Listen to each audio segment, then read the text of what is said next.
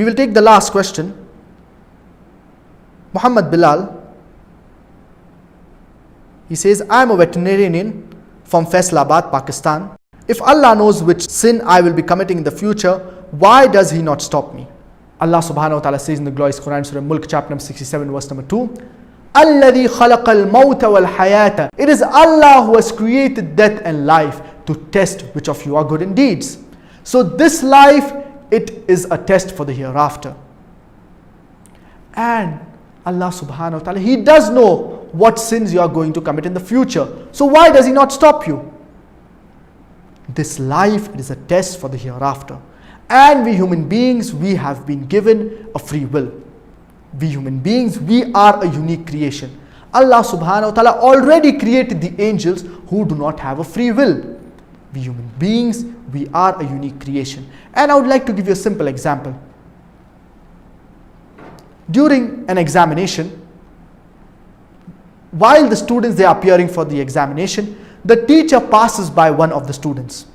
And the teacher notices that the student has written the answer for question number 1 wrong.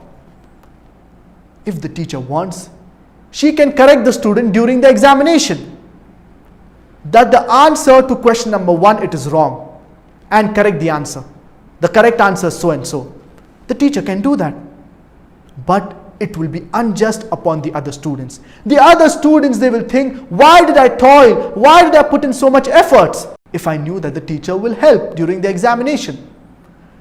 So even though the teacher knows the answer, the teacher has to be just in this situation and should not help the student because it is an examination.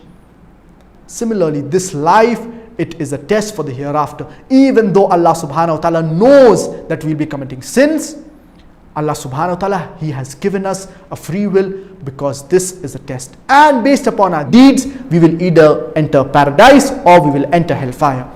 And even if a person, he commits sins, the door of repentance, it is open.